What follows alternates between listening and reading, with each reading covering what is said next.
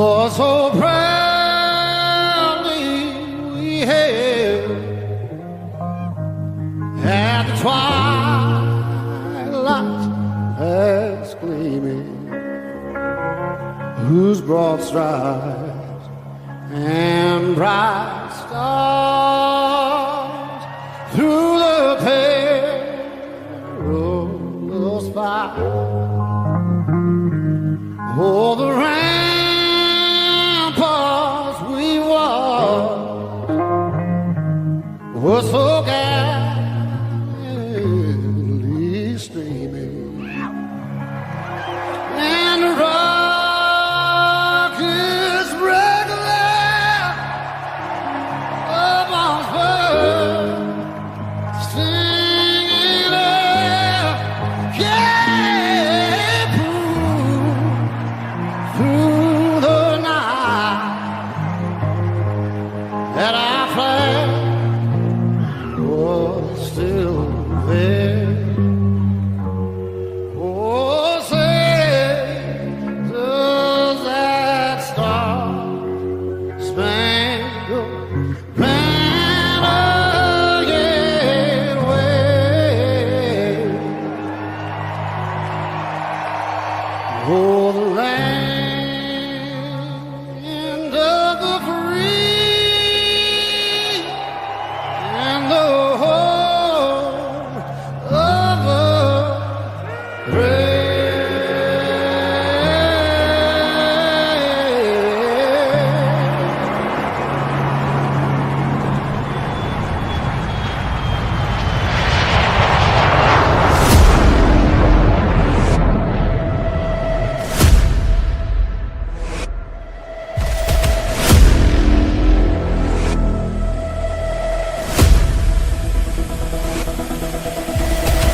Welcome to Inside the Gamecocks, the morning show. Presented by the Barn Dominion Company and Presto Pros of the Midlands. Part of the Chief Sports Network. Go Gamecocks! He'll be fire on the mountain.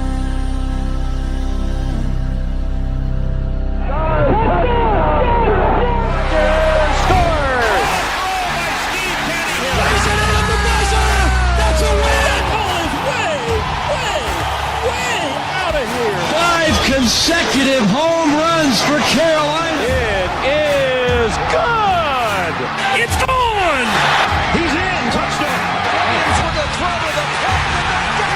He's going to score! It's a walk-off! Touchdown, South Carolina!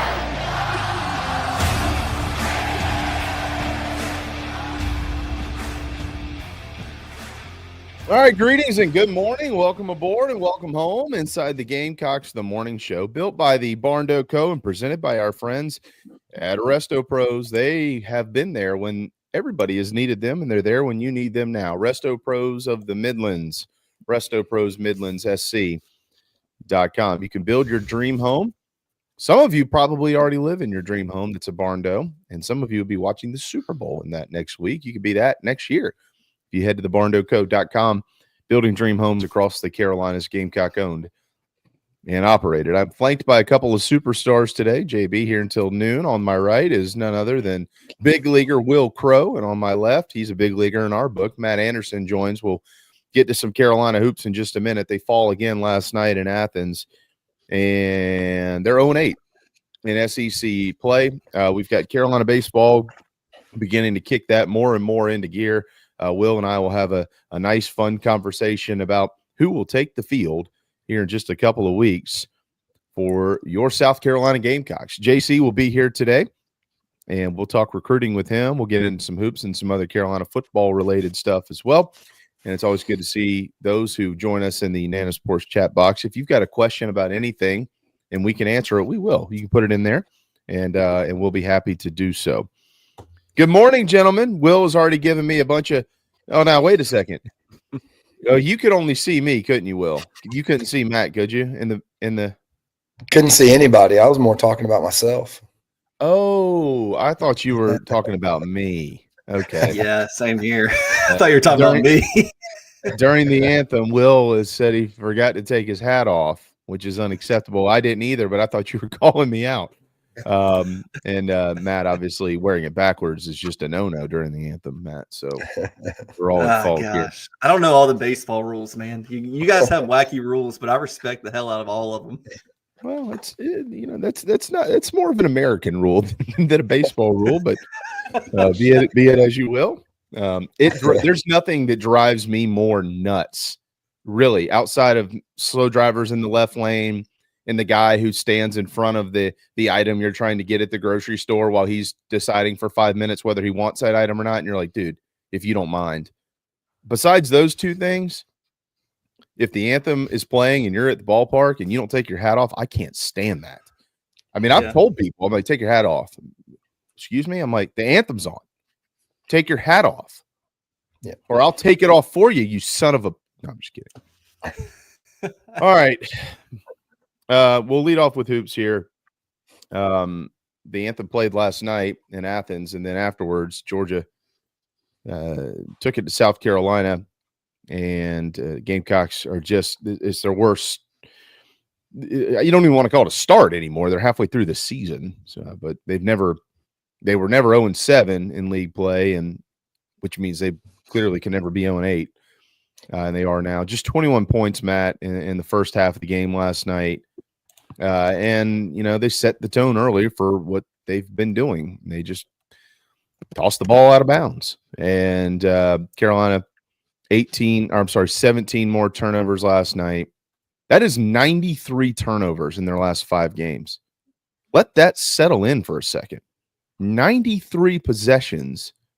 They didn't even get a shot off because they turned the basketball over, guys.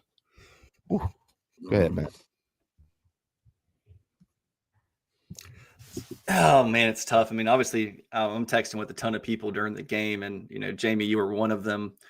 But I had a bad feeling going into the game last night just because of how hard the Gamecocks had competed against elite teams recently. And then going on the road, a midweek game, it's a weird feeling. It's a tough environment there at Stedham Coliseum as well. And, I mean, you can see the Georgia fans were into it. I mean, Georgia was playing for a lot yesterday, too. And that was one of the things that worried me because South Carolina, while being competitive, they lost 4 straight, to be clear. Georgia has, Georgia had lost 4 straight going into it. But, I always say basketball is a game of runs. You want to have, the best run in the game, and you want to have the last run in the game. But you look at just the first half, and you guys know how I chart this. I look at each official media timeout. So at the end of the 16-minute timeout, under 16, it was 10-3 Georgia. So that's a +7 advantage. So you talk about a run, that's +7. At the 12-minute, it was +1 South Carolina, 16-10. And then that 12 to 8-minute gap there, South Carolina went up +4. So, okay, you're whittling it down. It's 18-16. But then Georgia goes on a +9, +3 to go up +12 in the last 8 minutes of the game, or 8 minutes of the first half. And then at that point, it's 35-21 Georgia. And you have, it becomes like a 6-possession game. So now you're going to have to be on the road and find a way to get 6 more possessions better than Georgia. But looking at it, I mean, it's Gamecocks were 6 of 22 from the field in the first half, 1 of 7 from 3. Turnover, 17 rebounds. The rebounds didn't kill you. You were 50-50 on the rebounds. You had a one rebound advantage, but you can't go -7 in turnovers, and you can't go 1 of 7 from 3 on the road and expect it not to be a double-digit deficit at halftime. So I start talking about the first half, and then the second half, the Gamecocks +3, but a lot of times when you see a team down 10+ at halftime, they do win the second half, and they win the second half for a multitude of reasons. But I mean, as far as bright spots last night, I mean, Colin Murray-Boyles, I mean, he's just better than everyone else on the court that he's playing with the Gamecocks. I mean, he's light years ahead of his teammates. I thought Jamari Thomas had another really good game. Arden Conyers stood out to me. But the Gamecocks kind of are what they are at this point, which is, it's difficult and it's hard to swallow, but you still got 10 more conference games in the regular season. Then you got the SEC tournament, and they got to rebound in a hurry to even make the NIT or CBI or anything in the postseason. Yeah, none of that's part of the conversation, certainly right now. I mean, it can be if you string together a few wins and see what happens from there. Will, to kind of lump you into this, it's hard to have these conversations sometimes about a group of college basketball player or a group of college athletes. I mean, it's not like they're not trying to win the game. I mean, they clearly are doing everything they can. I think one of the best attributes of Lamont Paris is the fact that his teams continuously come out and throw as many punches as they can. But at the end of the day, while they have been really, really close in some games, I mentioned that yesterday. There's 4 games had things happen for them in those games, maybe a couple less turnovers, they would have been in the tournament as of yesterday, well into the tournament, like not even on the bubble. I mean, you're talking about 2 top 5 wins at home, a victory up at Vanderbilt, et cetera, et cetera. And so they've been, it's been close but no cigar for a multitude of reasons, and we cover that essentially every time they play. I will say this, and I hope that I'm off, guys, but I did feel last night, and I hope that this feeling is wrong. If I'm wrong, I have no problem with Lamont Paris calling my cell phone and saying, "Don't say that again. That was wrong." It just felt like there were moments in the game where I felt like the glass had cracked a little bit, the ice had cracked a little bit for this team last night. Like, how much can they take, and how many bad moments in terrible stretches, and just how much can somebody take before they break? Will, as a former star college athlete, I mean, you were a Friday night guy in the SEC. When things aren't going well, you want somebody to kind of grab collectively the team by the neck and say, "All right, that's enough, and here's how we're going to get out of this rut." I'm not sure that Carolina's got that, and it felt like last night they started to slide down the slope a little bit. Yeah, I think when you're going through tough stretches, especially on the player side, you need someone to step up and do that. But in my opinion, Colin, being our best player, your best player's got to do it. And the reason that is because a lot of it falls on him. It's a lot of all the criticism and stuff, hey, you're playing good, but like, what do we got to do to turn this around? Like, he's the one probably answering the questions. He's the one out there in front of the media. He's the one that's got to do that. And I think I saw something where Lamont had said, the players have to step up. That was something he had said last night. It's their time to, take it by the horns, essentially. And I think that's a big thing is, your best players, your 1, 2, and 3 guys have to be the ones that, corral that locker room. And, you really got to say, in my opinion, when the word's out on a team, especially like this, so you said the 93 turnovers and in the last 5 games, everyone's expecting you to turn the ball over. That's, that's what everyone's coming in. Hey, they're going to turn the ball over. So then that gets in your mind as a player. Like, if I'm not throwing enough strikes, they're going to say, hey, what are you going to do to change this? And after you hear it for a long enough time, it kind of becomes – you're accustomed to it. You don't even realize. So I think those leaders have to go in there and go, hey, listen here, if we don't do anything today, if we don't do anything tonight, but protect the basketball, then we're giving ourselves a chance. I think I just looked at the stats, and we had the same amount of shots, and you add 8, you add +8 or +7 more shots than the other team gets. Let's say you shoot 40%. That 11-point game maybe turns into a 2-point game. It's a whole different ball game then. So I think someone's just, not someone, I would say your leaders have to step up and turn that narrative around and say, listen, if we don't shoot the ball well, whatever, that's a part of the game. If we don't, if we don't make our shot, like, it's going to happen. If we don't hit our free throws, that's something that's going to happen. But we can control, what they're saying, and we can control protecting the basketball. And Will, to your point, and Jamie, you and I have talked about this too, but if you watch like Colin during the games, it looks like he's trying to coach his teammates on where to be. Yeah, 100%. every time down the floor.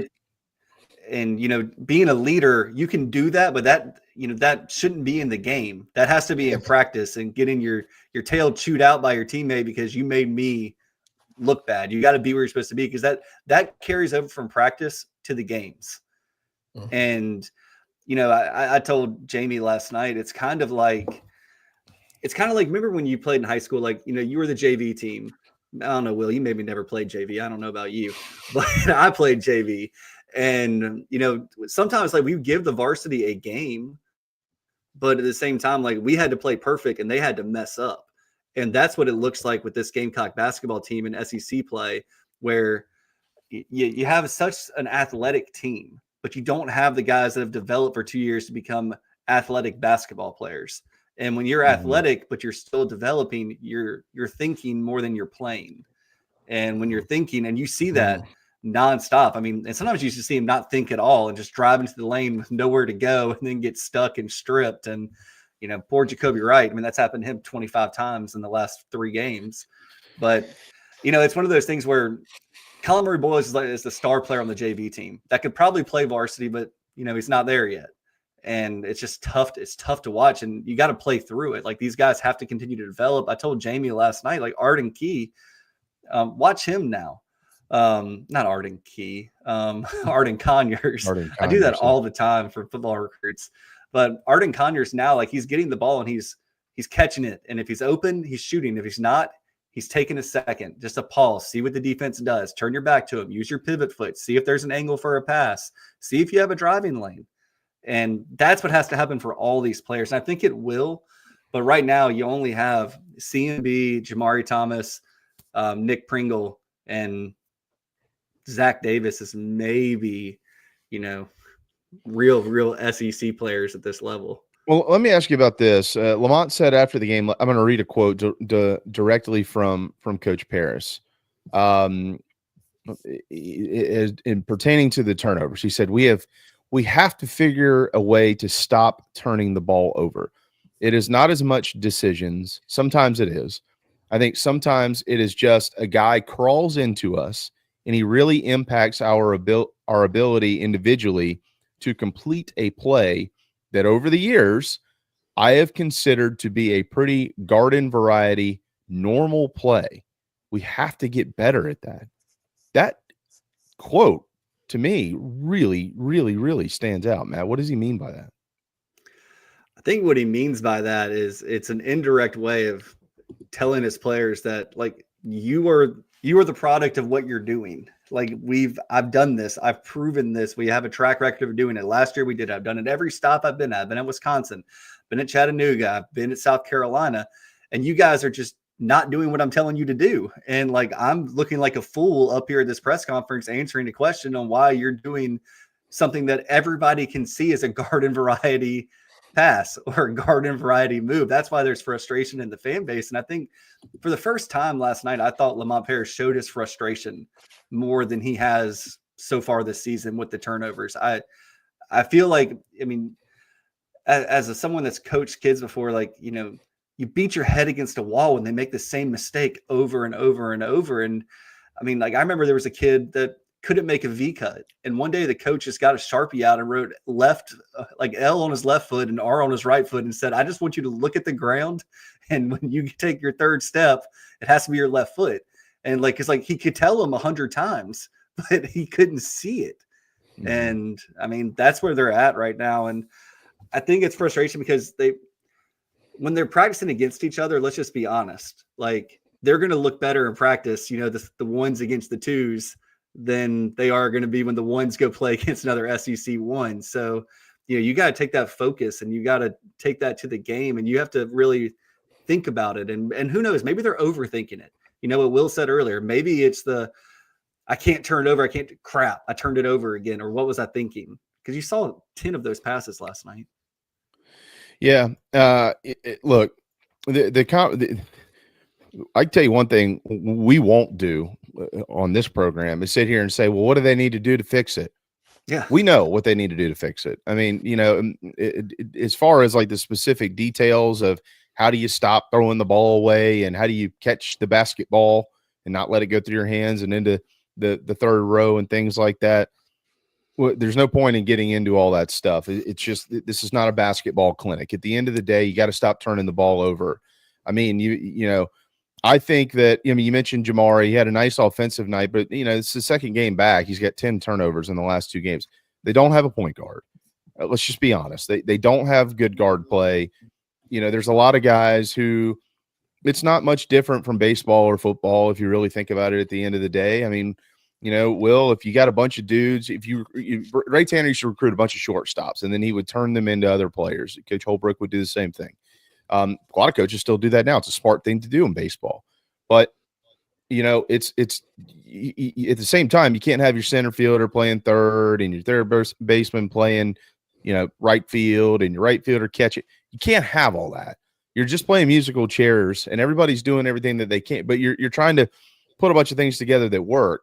That's a lot of what this team is doing here. I mean, you'll see Colin Murray Boyles bring the ball up the floor. He shouldn't be bringing the ball up the floor. We all know that. But he might be the best thing that they've got to do it because of how it affects the defense and the fact that he is the one guy that you feel most comfortable with not throwing the ball into the stands or whatever it is. You know, I down low, and Nick Pringle is almost 7 feet tall. And he's just not strong with the basketball for whatever the reason is. I'm not a basketball coach. You just watch it and you see it.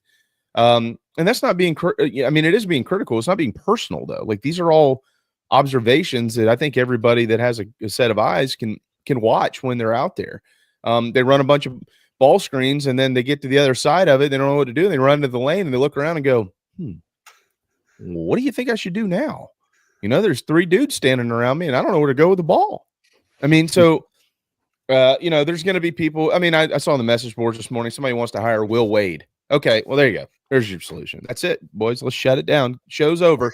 10:22, everybody go home. Lamont's out. We're going to hire Will Wade, and they'll be in the top 5 next year, and they're headed to the national championship.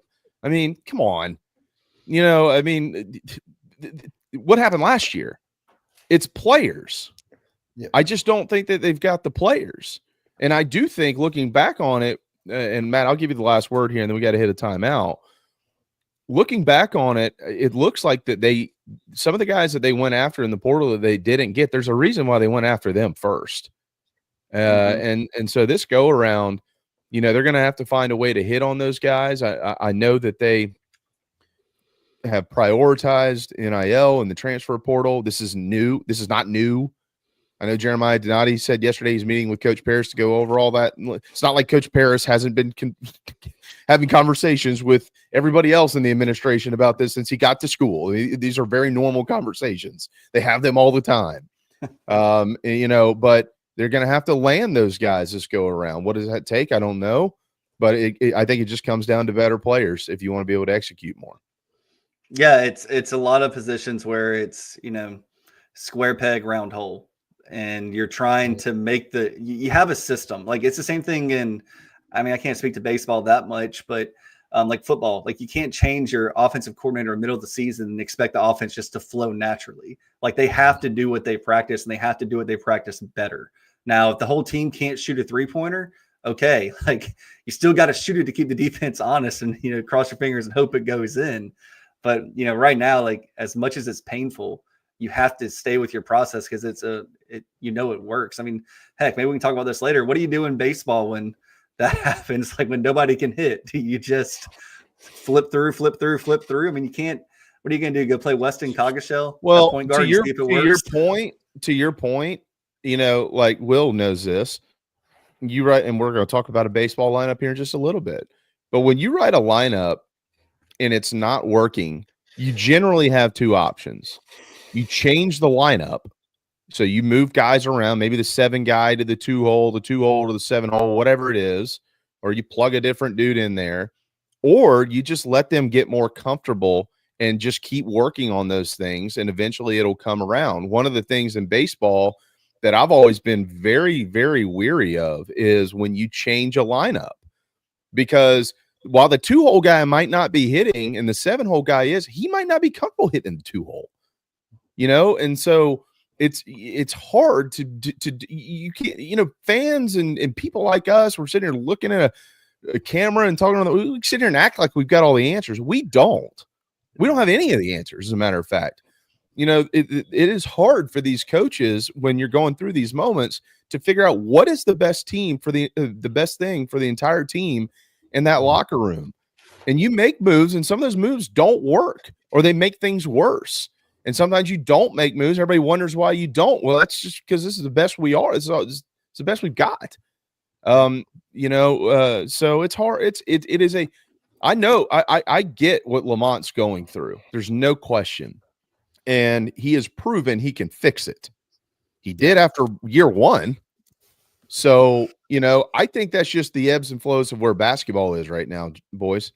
I think if you're a top tier team, you probably have a chance to be really consistent for a multitude of reasons. If you're a team like South Carolina or Mississippi State or Missouri or Georgia or whoever, you're going to ebb and you're going to flow in this world that we're living in with the portal and NIL and the whole 9 yards.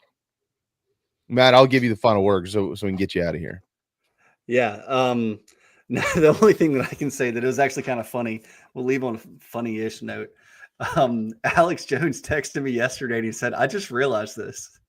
Jordan Butler has never won an SEC basketball game. Oh, no. Golly. That poor Jordan Butler. Oh, man. It made me laugh. Yeah, I was like, 26 in his career. Oh, my gosh. Man. That's hard. It's hard. When you don't have that winning, if you that mentality doesn't exist, it's hard to change it. Yep. Very hard. Very hard. Well, enjoyed it, Matt, y'all. Y'all have a good rest of the show. Yep. Thanks for bringing me on. We'll talk to you again here soon. Thanks, brother. All right. See ya. The late night show will be on tonight with Matt and Alex. We will hit a timeout. We'll turn our attention from the hardwood to the diamond, brought to you by Gamecock Traditions. Get your Gamecock baseball hats today. They're in GamecockTraditions.com. We'll be right back. I said, oh, Lord Jesus, it's a fire. Ain't nobody got time for that. Disaster comes uninformed. During and after natural disasters or accidents, there can be a heavy loss to property. It can become extremely difficult to bounce back to what you knew before. Having your home or office destroyed or damaged by water, fire, smoke, or mold affects your personal and business lifestyle. Resto Pros of the Midlands is here to help. Open 24/7. Call them when you need them. 803-493-0170.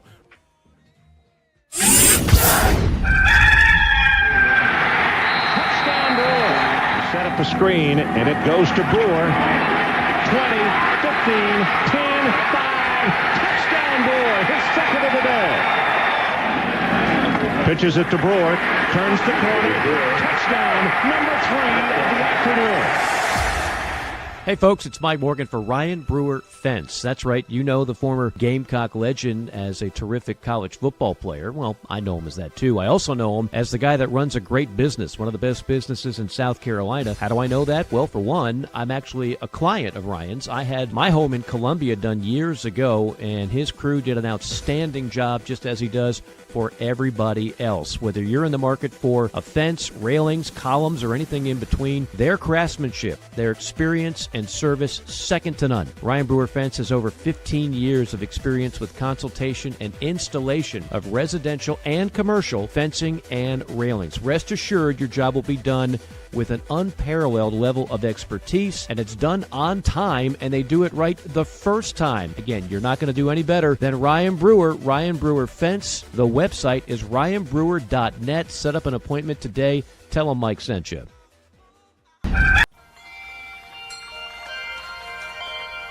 What's up, Gamecock fans? This is Ethan Petrie from Land O'Lakes, Florida. Go Cox. It's a beautiful morning. I think I'll pull outside for a while. Just smile. Just taking some clean, fresh air for get inside. If the weather's fine and you got the time, it's your chance to wake up and plan another brand new day. Either way, it's a beautiful morning. Yeah, the next few days, the highs are in the mid to upper 60s, as in like the next 10 days. Wil Crowe knows what it is, what it's all about, though. You get closer and closer to baseball season. The weather looks good. You get to opening day, 35 and rain. Happens Yeah, every year. exactly. Every year. Play Clemson in Greenville, and it's 40 degrees and rainy every time. Yeah, I know. Every year. You saw one off. You feel like you just, broke a hamate. Yeah, that's the way it goes. We're getting closer to baseball season. We're probably the lone program in this state that takes it as seriously as we do, and there's a reason for that, because it's the best program in this state. Carolina baseball will be on the field against Sacred Heart on Valentine's Day. Hopefully, those who are headed to the ball game are going to celebrate their lovely wives with a hot dog and a beer, maybe hot chocolate, depending on the weather. But the more research that I do, the more what do you want to call them? Sources that I speak to. Will, obviously you have yours as a former stud at the University of South Carolina. The more that I feel like while they have a lot of questions, they have multiple answers. Now, what is the strength of some of those answers? Probably TBD, because you got to let them play it out. But they have the pieces, and I talked to a pretty good source this morning. He said, I like this group. He said, I really, really like this group from a talent standpoint. So we'll see in a couple of weeks. They're about to hit the grind of preseason camp. As you well know, all these scrimmages, you get tired of seeing one another, and you learn a lot about your guys when you hit that grind. Yeah, and this time right now is in my opinion way more important than the fall, because in the fall you got different things that are going on, and different guys are working on different things, and when it's springtime, it's go time. So it's all about production, performance, getting ready, and you probably have your 6 or 7 locked in the lineup, and then there's 1 or 2 spots that you're looking for.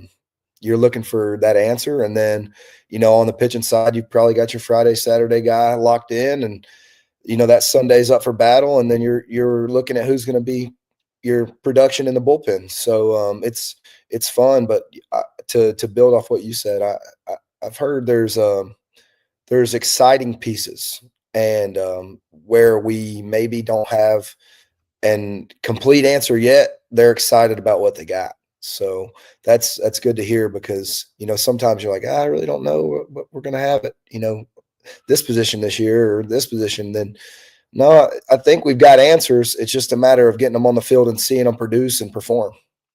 Yeah, there's no question about that. I just mentioned something when we were talking about basketball in that last segment with Matt. Moving the 2 guy to the 7 hole, or moving the 9 guy to the leadoff. Sometimes they can seem like they're interchangeable players and things like that. Some coaches like to put a bunch of talent in the 9 hole. They want to get you back to the top. For the last few years under Coach Kingston, you would, and I'm not necessarily criticizing this, just so everybody is aware, there are coaches that do this, and it does work for them. And at times in Coach Kingston's era, it certainly worked for him. But he did a lot of that.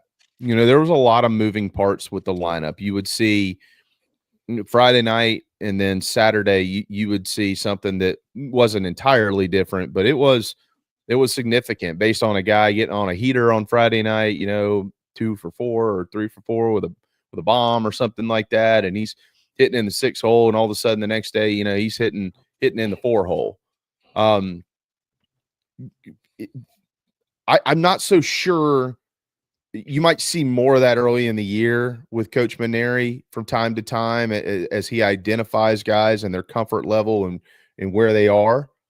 But my understanding of Coach Maneri and watching him coach over the years at LSU, my understanding of him is he really wants to get to the comfort zone where this is what this guy's going to do, and this guy, and that's where they're going to be. And if they struggle, we're going to help them get through it. But they need to own that part of the lineup there. That's who they're going to be. Where do you, obviously as a pitcher, you're just going to attack. You're looking at scouting reports. You don't really care where they are. You're just going to attack them. But as a baseball mind, how do you have that conversation? Where do you stand on that? I mean, I am a creature of put a guy there, like you said, the first couple of weeks you're trying to figure things out.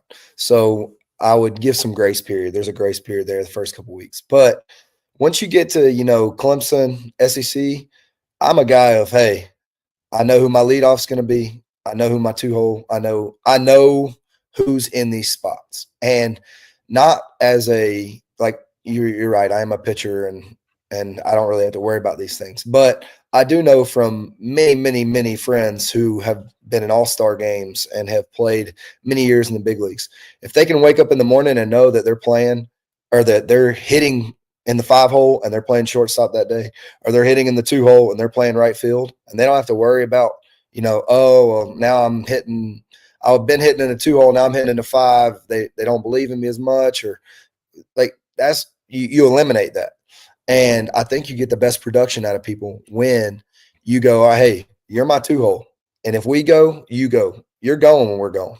And that creates a comfortability that is hard to find. And for me, the first 3 weeks, yeah, you're probably going to see a couple changes here and there. Maybe try and find a spark plug if the offense isn't where they want to be. But once you get in SEC play, you're going to know that lineup pretty well, I think, with Maneri. And he's gonna let guys ride it out because he believes in that process, and that's where I am. I believe in it too. Yeah, one of the things that made Coach Tanner so great, and we reference him a lot when it comes to baseball, but probably a pretty good one to reference. But yeah, I'd say he's kind of figured it out. One of the things that made him so great, and I had a front row seat to some of this, is that he wasn't scared about saying, hey, Will, give you a heads up. You're not good enough to play. Okay. You're not good enough to play. You're just not. But those guys, but you do have some pop and you can hit the baseball a long way. So I need you to focus on when you get a pinch hit, you need to hit the ball out of the yard. Mm-hmm. And, you think like if you've ever coached at all in this game and, I'm talking little league, 10 years old, 12 years old, you hear something like that and you're like, dude, you don't tell guys to go up there and try to hit the ball out of the yard. Well, not at that age, you don't. But when you've got guys who are 20, 21, 22, and you can make them own that that's who they're going to be, and they can accept that role, like they're going to be comfortable with that, you can. That's okay. In the big leagues, Will, I mean, when you pitch in the big leagues, you've had pinch hitters come into the game. You knew damn well what their role was when they came in. It wasn't to slap one wherever the ball is pitched. Just hit the freaking baseball out of the yard. Yep. But then there's other guys who it is a little bit different. You're going to go in there because you're a contact guy and we need contact right now, or you need to get a bunt down or whatever the case is. Those guys know their role. And again, not throwing any shade at all at Coach Kingston. Not at all. Coach Kingston actually did some really good things here that people forget about. I mean, they were just shy of getting Omaha a couple times.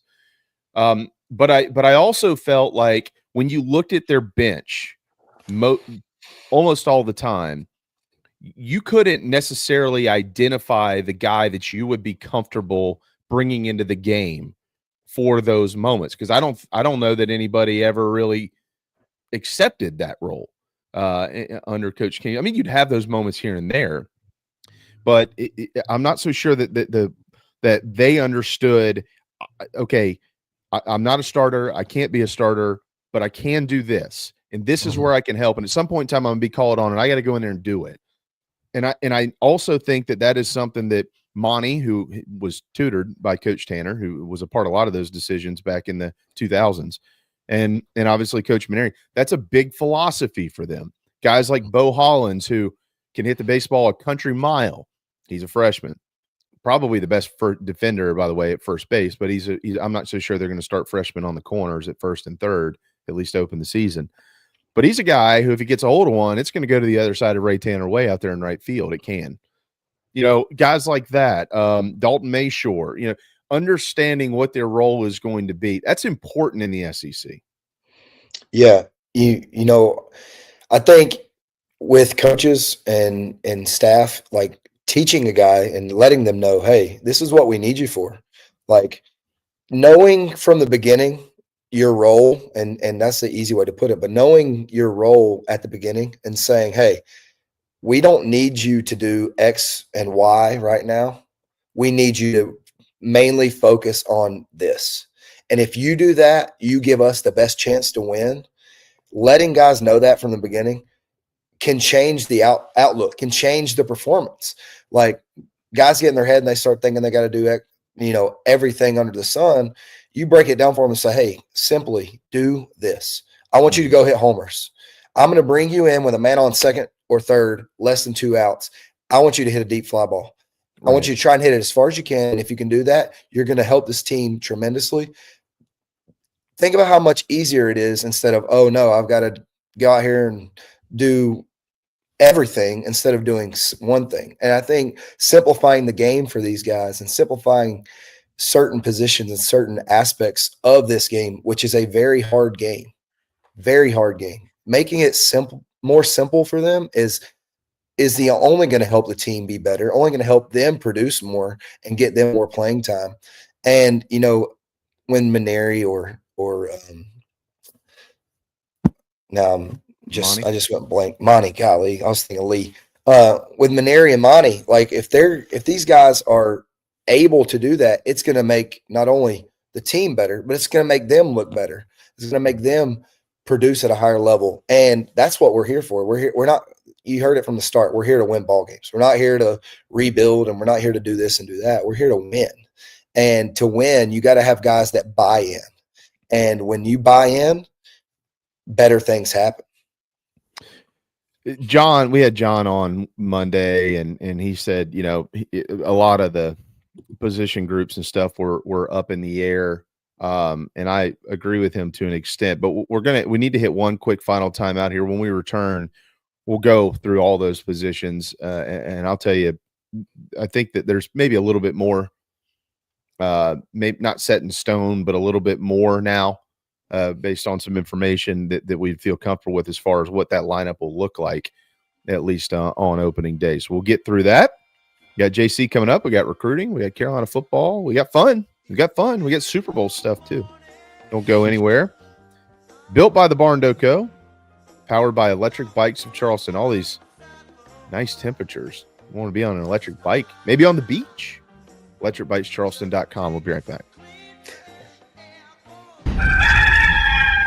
Hey, this is Cornbread Cowboy, and you're listening to the show. We'll be right back. The Aventon Adventure 2 takes the same basic design as the original Aventon Adventure, making it an adventure bike designed to take you places that typical roads just don't reach, allowing you to ride whatever terrain you want based on your whims of the day. Look at what you're getting.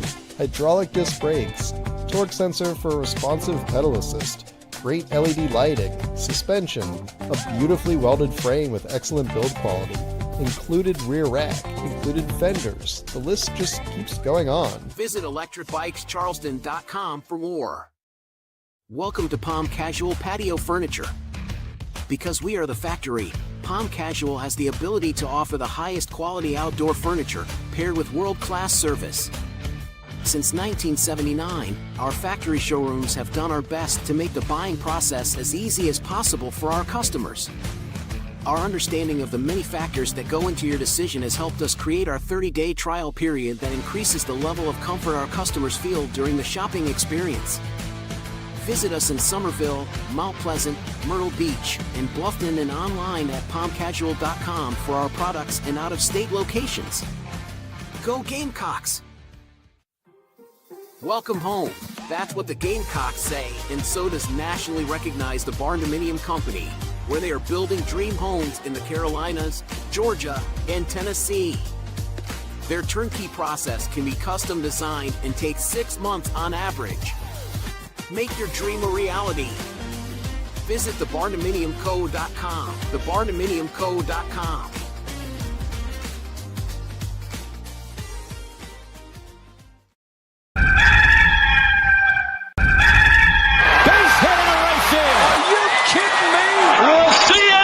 It's gone! Another long ball! He walked it off with a home run. There's a high drive. That ball is tagged. That ball is way out of here.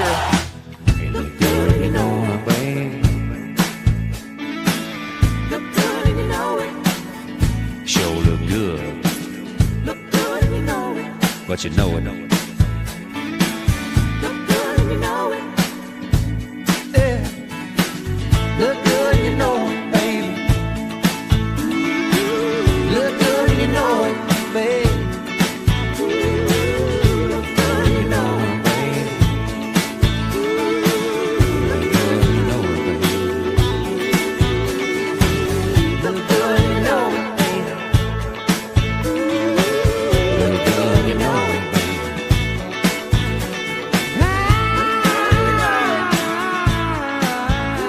That is one of the most beautiful ballparks in the game of baseball, not just college baseball, in the game of baseball.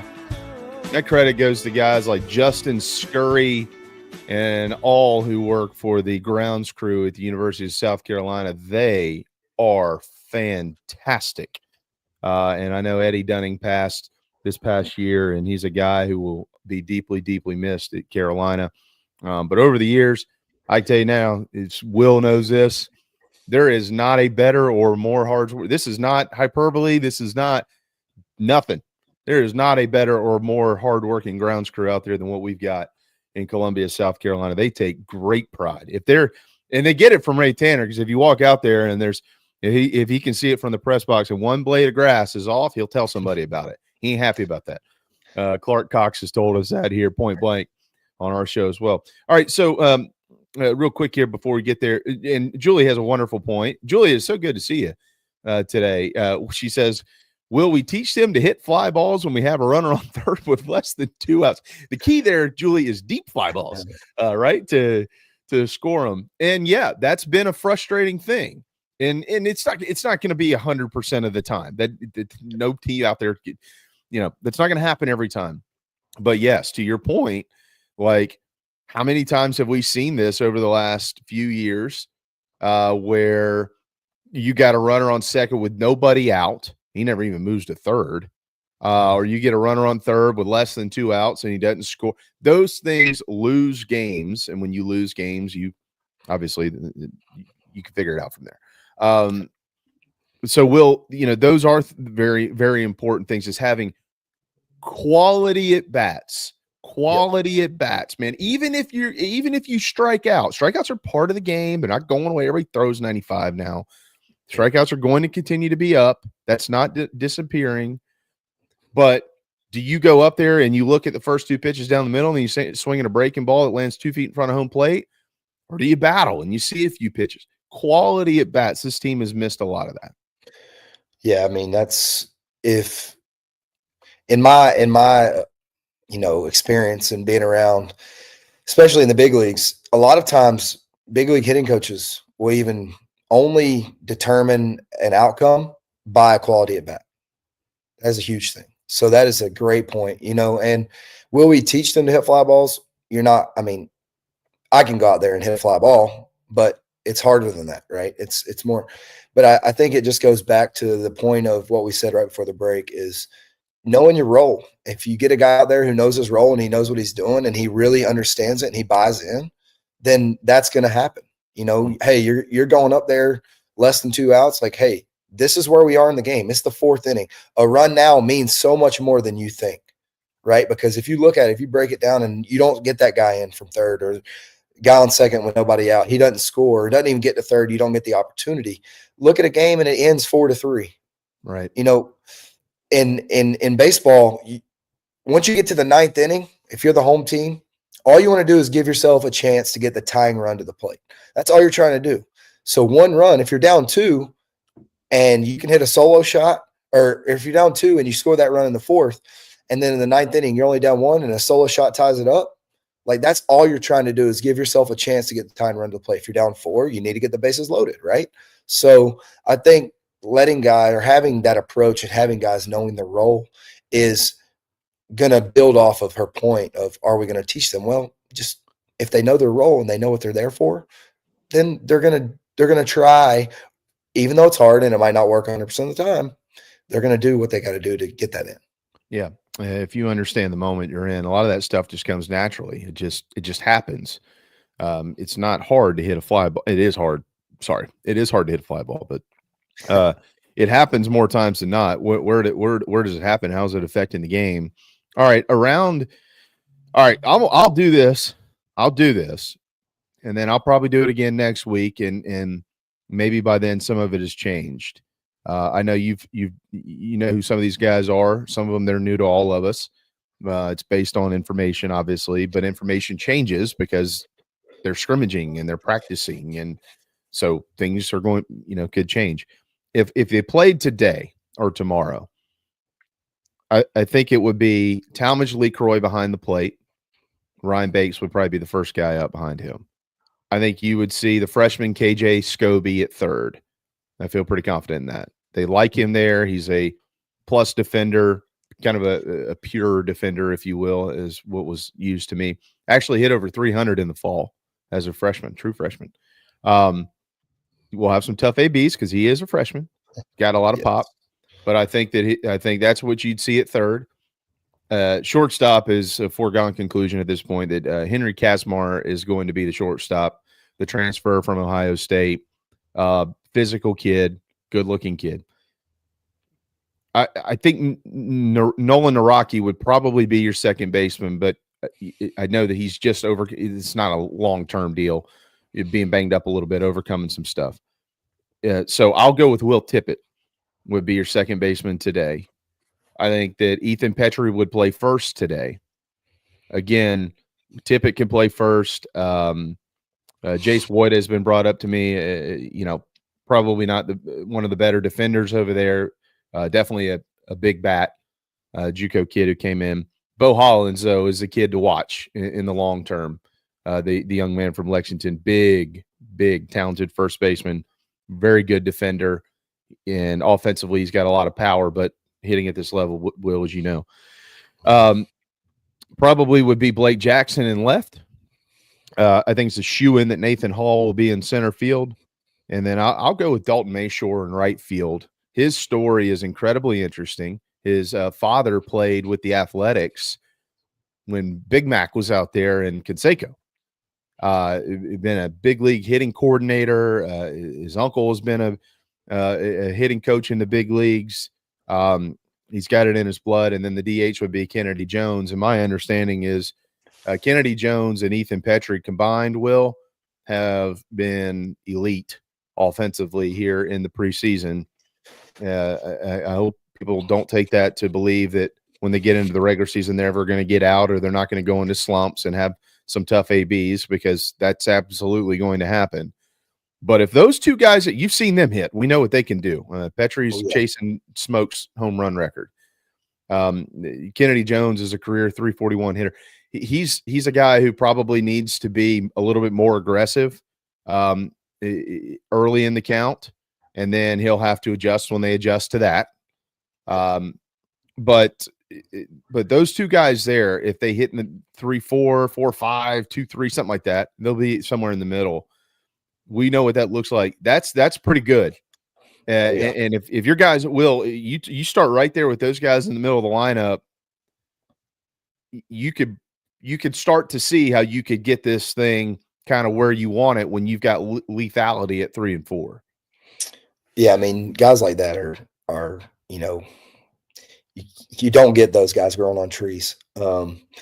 Back when they played Charleston here in the Low Country a couple months ago, Kennedy came up to the plate and someone's like, "Man, he's a big boy. He's a big boy." And I said, "Don't be surprised if he puts one, way out there. He's going to connect with one." And I think it was the second AB that he hit the homer, maybe, and it just sounded different. And that park is not friendly to hit homers coming off the water there. And obviously we know Petrie is an elite talent, elite bat, and I think 3 for 3 in homers right now on the weekend scrimmages so far. I don't know about yesterday, but he was 4 for 4. Now he's 4 for 5. Old Ethan let us down yesterday. Okay. Yeah. So, I mean, having those two guys really, when a pitcher looks at that lineup, there's 2 stars right there. And they're guys that are already going, all right, how are we going to manage this lineup? Well, then you throw the shortstop in there who's, really, really, a good player. I really like watching him play. He had a couple hits down here. And then the Mayshore guy, you look at what he did out in California or in SMU, and you look at that production and you say, hey, can if we can tap into some of that as well, you're looking at 4 guys right there that are going to be staples in your lineup that can change a game, with 2 power threats and the 2 guys, whether they go in front of them or behind them. And then you got like a Tippett or, a Bo. You can really see this lineup start to build itself out and go, okay, we can put a hurting on some teams. Mm-hmm. The Mayshore kid is I think you'll hear his name more. It probably hasn't come up much. The pride of, by the way, beautiful part of the country, Eagle, Idaho, the west side of Idaho, not too far from the Oregon border.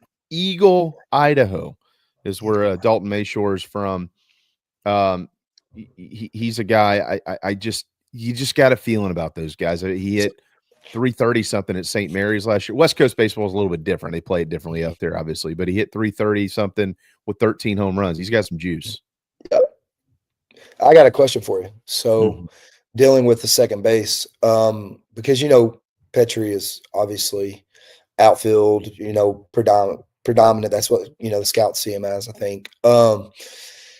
If the guy, and now I'm blanking again, the guy at second that probably will start if he's not banged up, if Nolan Naraki. Naraki, Nolan. With Naraki, if he is, healthy enough to go, does that put maybe you keep Tippett in the lineup, throw him at first, and then put Ethan in the outfield? Or I think it depends on whether Will's hitting or not. Okay. If Will's swinging it, so him and Evan Stone are probably 2 of the cut them open. They bleed garnet and black. They are the 2 cut them open. They bleed. I mean, Evan Stone is whatever you need me to do, Coach. You want me to pitch? It doesn't matter. But those are 2 guys who've just been inconsistent at the plate. But they've got pop though. Last year, Tippett was really, really struggling. If anybody remembers, and he was banged up a little bit, and then he got into the lineup later in the year, and he hits a ball out of the yard. Whoa, hello, Will. He kind of got him going. And the same thing with Evan Stone, strong, but just hasn't been consistent at the plate.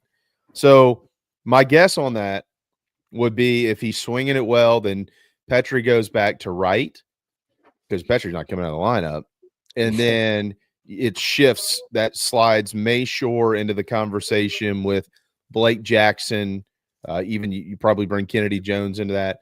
And who is swinging it better? Yeah.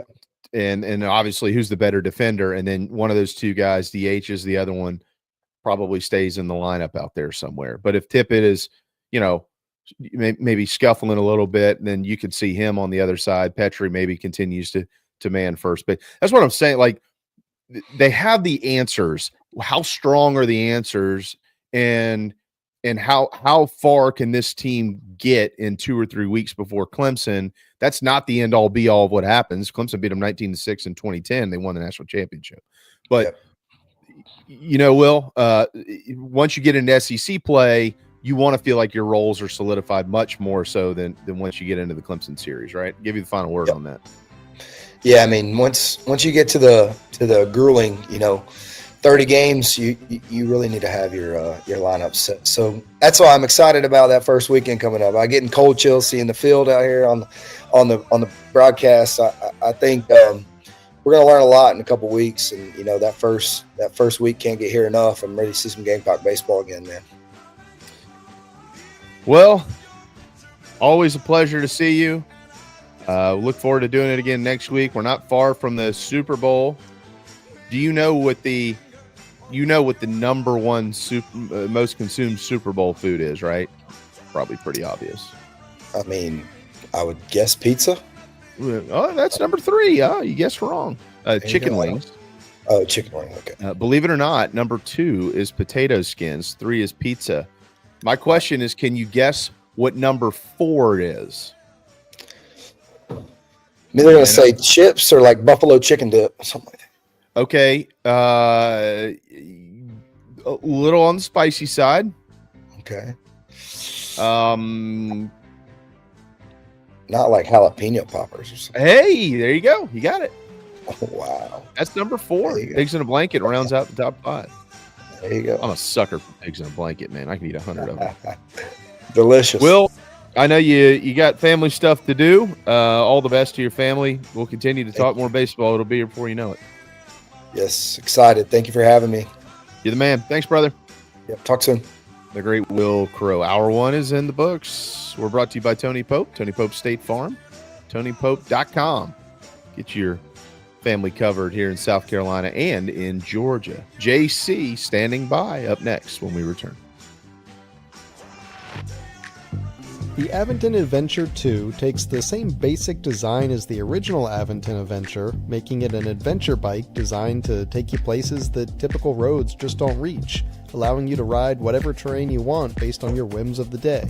Look at what you're getting. Hydraulic disc brakes, torque sensor for responsive pedal assist, great LED lighting, suspension, a beautifully welded frame with excellent build quality, included rear rack, included fenders. The list just keeps going on. Visit electricbikescharleston.com for more. When you bundle home and auto, good things can happen. You get a local agent who can help you choose the right coverage for you at a price that's right for you. Call State Farm agent Tony Pope today. Hey Gamecock Nation, my name is Kyle, longtime listener of the show and avid golfer. I wanted to take my game to the next level, but let's face it, golf is a hard game to learn on your own. I heard the ad from McKellar Enterprises and reached out to the owner and former Gamecock golfer Meredith Taylor. In just 2 months of working with Meredith, I shot my lowest round ever and I've never felt more confident in my golf game. So if you're looking to take your game to the next level, go to McKellarEnterprises.org and book your lesson today with former Gamecock golfer Meredith Taylor. Go Gamecocks. Think about that old ride of yours. The carpools, the road trips, the heavy hauls, date nights, and the dings and the dents and the sticky spills and cracker crumbs, and that smell that really never goes away. Do you really want to start the new year in the same old ride? Or is it time for a fresh start? Now's the time for incredible New Year's savings at Love Chevrolet on the entire lineup of award-winning vehicles. Love has more new Chevys on the lot than any other dealer in the Midlands, in the color, style, features you've been looking for. With New Year's savings and Love's famous low price guarantee, your new ride in 25 will be invigorating, exhilarating, and affordable too. South Carolina's #1 volume Chevy dealer, I-26 at Harbison, and online at lovechevy.com. Together, let's drive. That's the power of love. Love Chevy. When you bundle home and auto, good things can happen. You get a local agent who can help you choose the right coverage for you at a price that's right for you. Call State Farm agent Tony Pope today.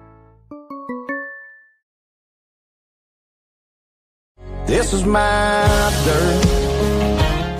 Welcome back to Inside the Gamecocks, the morning show. Presented by the Barndominium Company and Resto Pros of the Midlands. Hour 2 starts now.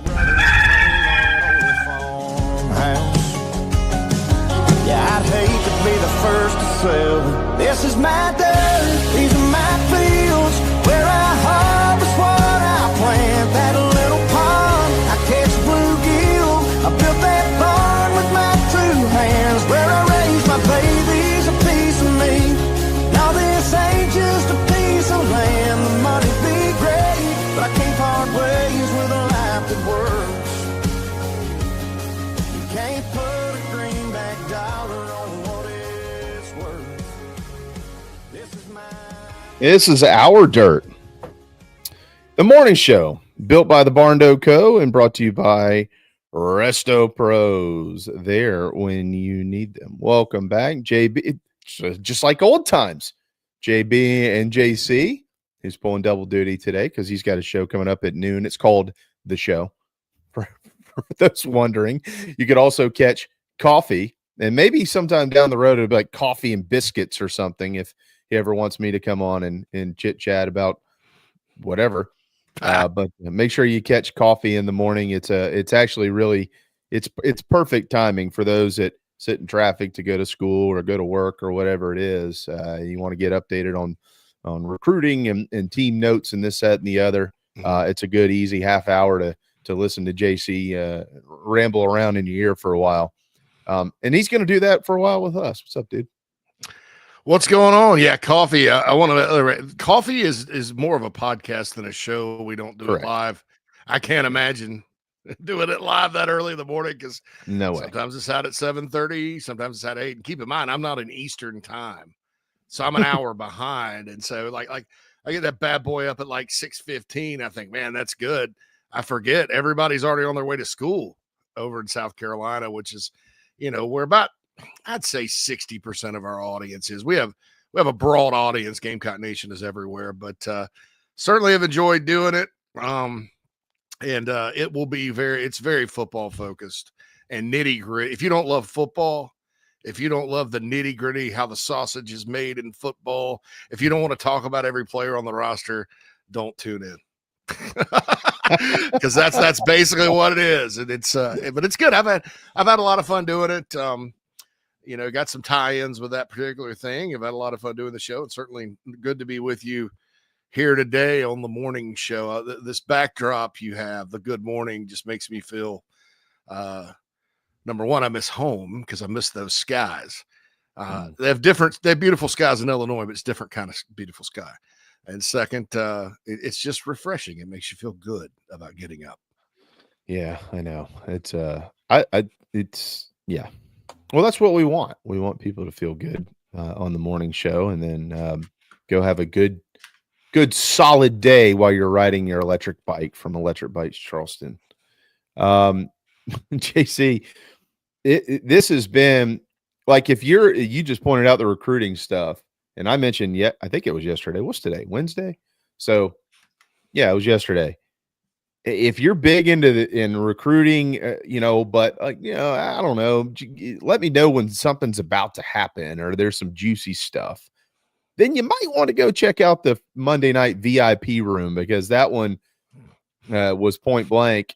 Hey, we like this guy. We like this guy. We like this guy. The hell with it. We're throwing in crystal balls for all of them.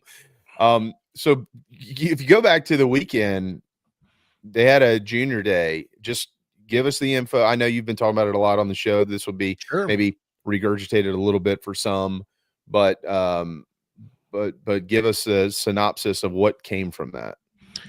Yeah, and a couple of things. Number one, that's why I love working with Hale McGranahan. Sometimes he reads my mind, because I think I was either here or one of the shows, and I mentioned that in general, 24/7 sports, there's two things that for some reason our network has been a little slack on. Number one is updating the database. Number two is crystal ball predictions. And I'm like, well, that's a cool thing. I mean, I was in the meetings when Shannon Terry and I sort of developed it. It was the first like that. And so as I just mentioned it, I don't think he I don't think he heard it. He just read my mind, and boom, hell yeah, several crystal balls, including one that, JB, I'm not willing to do right now. So Hale did a good job getting. Who was that? I'm not, because of Tennessee's presence in North Carolina, particularly Charlotte, they have the number one ranked player in 2026 who's from Greensboro as a quarterback. He's got a last name for a first name and a first name for a last name. He's Fabian Brandon, I think, from Greensboro. He's committed to Tennessee. They have been dominant in North Carolina, like almost quietly, for the last couple of cycles since Heupel's really been there. You look at their team this year. Sampson's from North Carolina. James Pierce is from North Carolina. They got David Sanders. It's kind of in the state of North Carolina, when Chapel Hill's not cycling up, it's scattershot. NC State recruits that second and third tier well. But when Chapel Hill's not up, all those top guys, whereas when Chapel Hill's up, the lion's share of them will go to North Carolina. But it's almost like the flavor of the week. Florida, for a while, got players out of North Carolina. Clemson's always gotten players out of North Carolina. Georgia's had several from North Carolina. Ohio State, it goes on, and they tend to flow to big brands and flow to the hot hand. South Carolina's very rarely had any kind of momentum like that in North Carolina. One cycle under Spurrier 07 when they got Culliver and Ingram and Saunders and Travian.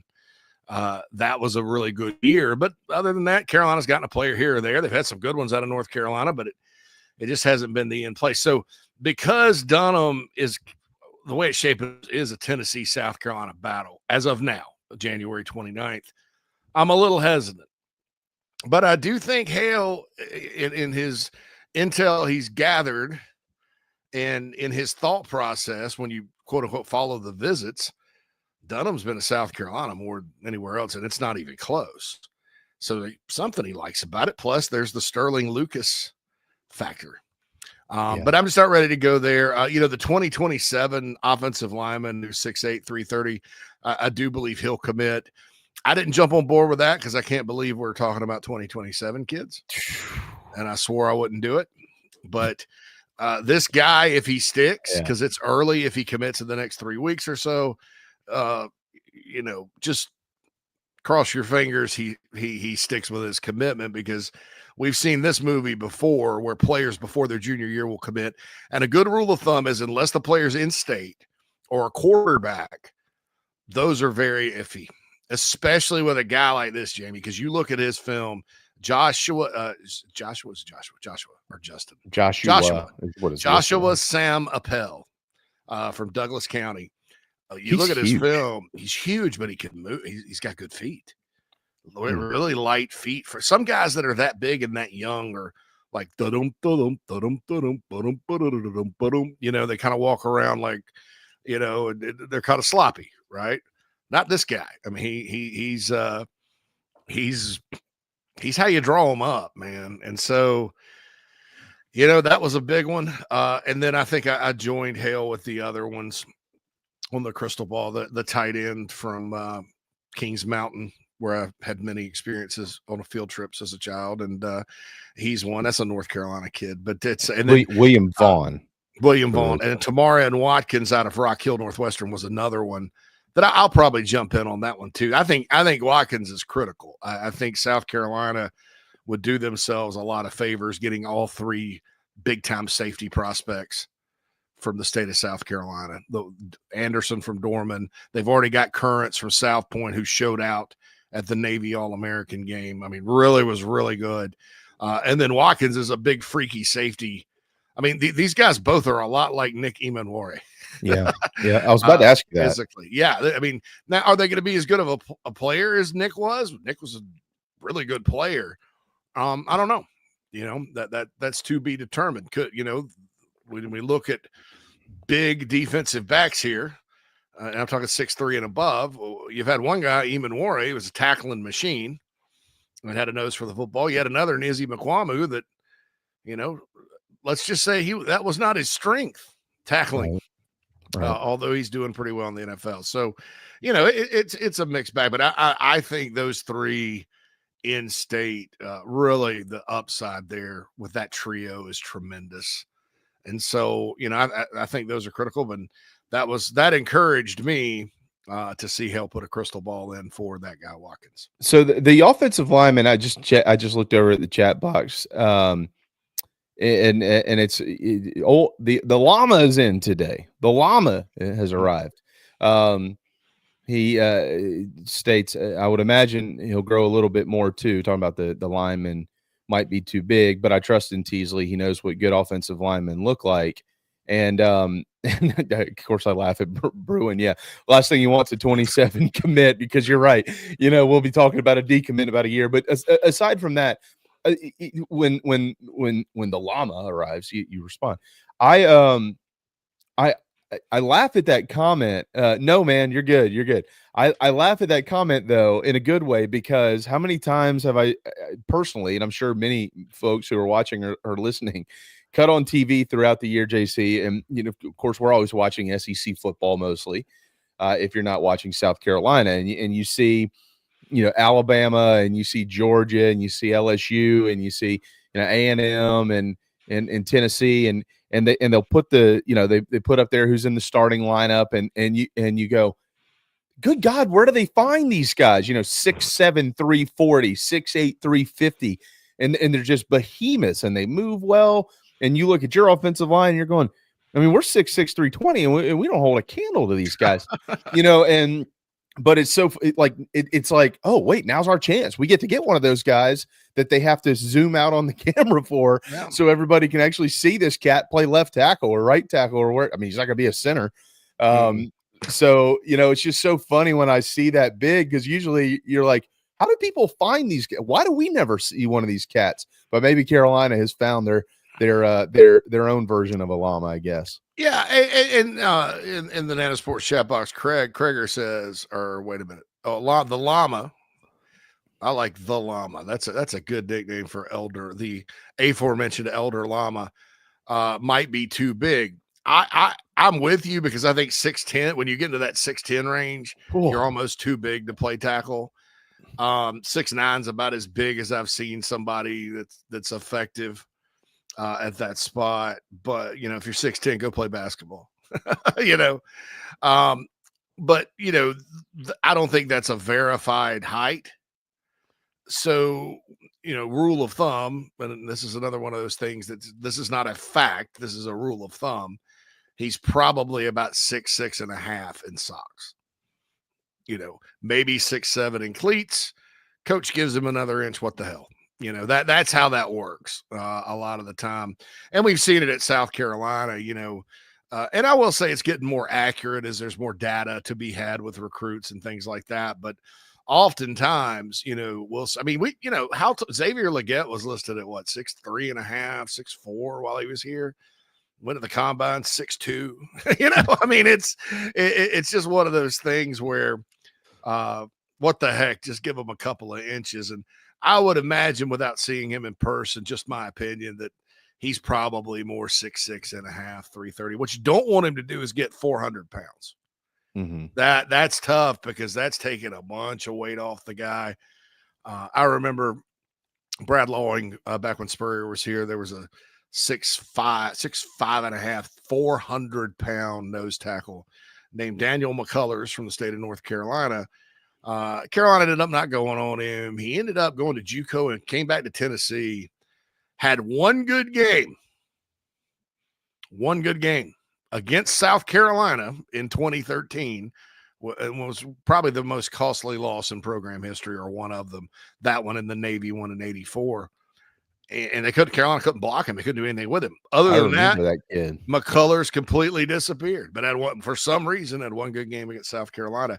But he was an example of almost too big. Now, he was solid as a rock. He was built like a safe, like you put money in your safe, like a big square safe. He wasn't a fat guy. I mean, he was just huge and hulking. Mm-hmm. So, so we'll see, but I'm not sure that I don't think he'll get too tall, but that's always something. And I tend to agree with Bruin. Last thing you want is a 2027 commit he has offers from everybody, and interest from everybody. And the question, just to wrap this up with him, that I had, and I mentioned it on the other shows, is here's the thing. Is this a whirlwind romance, or is this when right? In other words, is he going to go to another school and start talking about committing there, because these junior days, they're more important now than ever, JB, because this is almost like all these players have been coming to games and stuff. And you really lay the groundwork, like for 2026 during the 2024 football season. So you're laying that groundwork, laying the groundwork. And then when this junior day hits, that's when they start getting loved up, recruited heavily, all that. You're always recruiting them, but it's like, this is your time now. And he's 2027. Still, a guy like that comes to your campus for a junior, quote unquote, junior day, even if he's a sophomore, you're going to love him up. And I don't know, he's probably never experienced something like that. Or it could be that he just really loves South Carolina and doesn't want to go anywhere else. That's where he's going, period, and shuts it down. I don't know. I think sometimes kids will think that, and then they see all their buddies and other players getting to go on trips, here, this, there, and other. We've all been young once. We know how that mind works. And so you're like, maybe I made a mistake. So the longer there is, again, unless it's a quarterback or an in-state player, which you have a better chance of holding on to, and maybe not even then, there is such a thing, I think, is a little too early to start counting, no pun intended, your chickens before they hatch. That's a big chicken. It's a big egg. That's a Howard the Duck size egg, at least, or maybe like 20 of those. Remember Howard the Duck? It's a basket of eggs. We got to hit a quick timeout. You know what I think about real quick as we hit a timeout here? You know what I think about when I think 6'8", 330? Jabari Levy? Close. Outdoor furniture. If somebody is 6'8", 330 pounds, and they break that piece of crap that you bought from Amazon, you ain't going to be happy. But if you bought from Palm Casual, no dents, no problems, nothing. You won't have permanently ruined cushions. You won't have things with screws coming out. Nope. They got you covered. You can put up to 400, 500 pounds. You can have a 7-foot, 500-pound lineman sitting on your brand new outdoor couch from Palm Casual.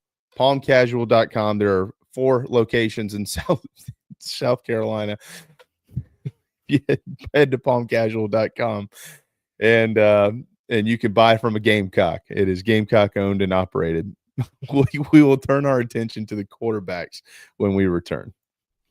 Charleston Fitness Equipment is keeping South Carolina in shape. Clients have come from all over the Palmetto State to find that one piece of equipment that they enjoy that keeps them looking and feeling good. Whether it's a home rower, treadmill, elliptical, free weights, a home gym, or something else, Charleston Fitness Equipment keeps the mirror smiling back at you. Get in shape like the Gamecocks do. Visit charlestonfitnessequipment.com. Gamecock owned and operated and proud partners of Inside the Gamecocks, the show. Nana's Porch presents a Southern staple delivered right to your doorstep. Nana's Porch locally crafted pimento cheese has been a hit for years at weddings, tailgates, and other events. Now you can order online and have it sent to your home. Visit nanasporch.com. That's nanasporch.com and click the pimento cheese tab to choose between their original pimento cheese and their jalapeno smoked pimento cheese set. nanasporch.com. Man, that's good.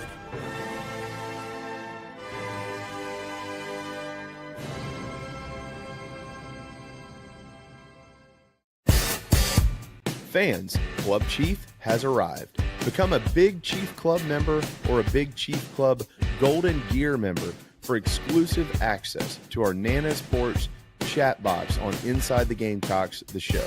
Plus, you'll get access to our VIP tailgates, prize drawings, merch, and much more. A portion of your monthly membership goes to the Garnet Trust, supporting NIL at the University of South Carolina. Pull up your Chief Sports app and join on the home page. Thank you so much for being a member of Club Chief, and we look forward to meeting many of you very soon.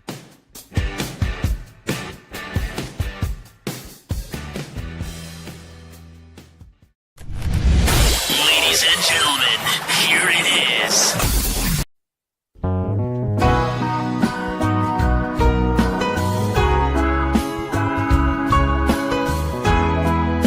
This is Lenore Sullivan from Gamecock Football, and you listen to the show.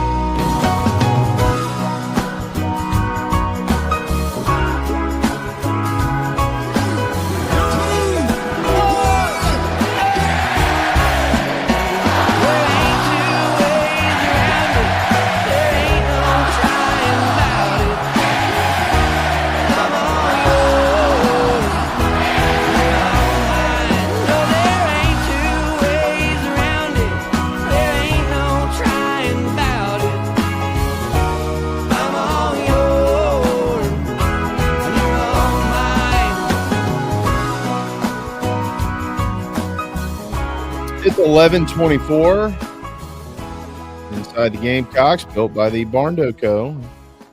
Presented by Resto Pros. Where's Phil? Come on, Phil. Get back in here. Get in here for a second. Let's make this like old times. Come on, I Phil. can't see Phil.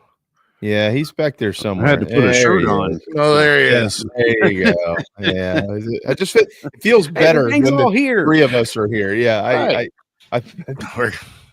mean, it's not that I don't love JC, but I just said I don't know, something was missing. You know what's real quick here. I want to get this out real quick, JC. On the topic of 400 pounders, if you eat too much of this, you could get there. Nana's Porch has a fresh batch, if you will, pimento cheese, and you can have it sent to your door. We do that here at my house. It's the best pimento cheese on the face of the earth. I'll bet all of you can go try pimento cheese wherever you want, and you'll come back to this one every time. I've done it. It's just like eating the calamari at Fleet Landing downtown Charleston. It's the best calamari in the world. Same thing with their pimento cheese. nanasporch.com, and they'll send it right to your door. Go ahead, JC. I interrupted you there. I was thinking about food. I was just going to say we got to get and go find the singing bush so we can locate El Guapo. Yeah, right. Yes. Three amigos, man. The three amigos. I know. How about where's the band? Which one of us would be Little Ned? I think I like, that's my favorite character. I don't think I fit the body type. That's right. Little Ned. Little Ned. Little Ned, he goes to war. I don't know, man. That was I loved that movie when I was a kid. I need to go watch it. I like these guys. They are funny guys. El Guapo. I have a plethora of pinatas. Anyway. Do you know what a plethora is? We don't have no beer. We'll just have tequila. Man, they drink the tequila. Anyway. Poured my concrete. I said, I thought didn't you bring some help? Yeah. What was his name? Well, I know Gustavo. He owns the company, but shoot. Jose, or I think it was Jose. Where's Jose? Oh no, he called him Poppy. Poppy. Oh yeah, Poppy. I said, oh Poppy, yeah, where's Poppy? Are you back here working? Oh, Poppy had too much tequila. Oh, Poppy's sleeping it off, huh? Yeah, sure enough. He was taking a nap in the truck. The devil.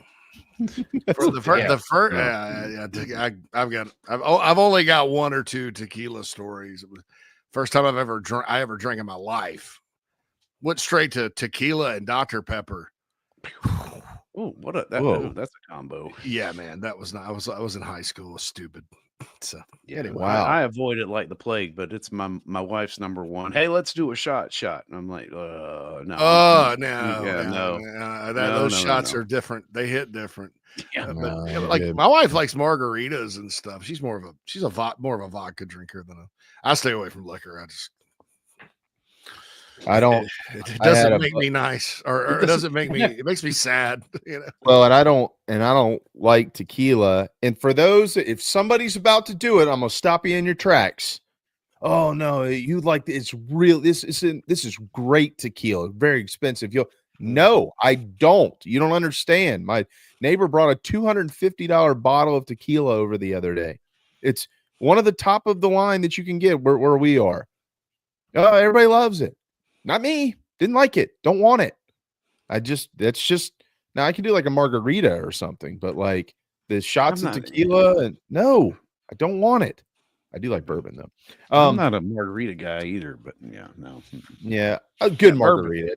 Don't give me a watered down crappy margarita with just ice cubes in it. Give me the good stuff. Phil, you were a bartender. You know what I'm talking about. Oh yeah. All right, the quarter still stay on the screen, Phil. You don't have to disappear unless you unless you want to get naked again. The quarterback position, JC. Look, if we can say anything, Mike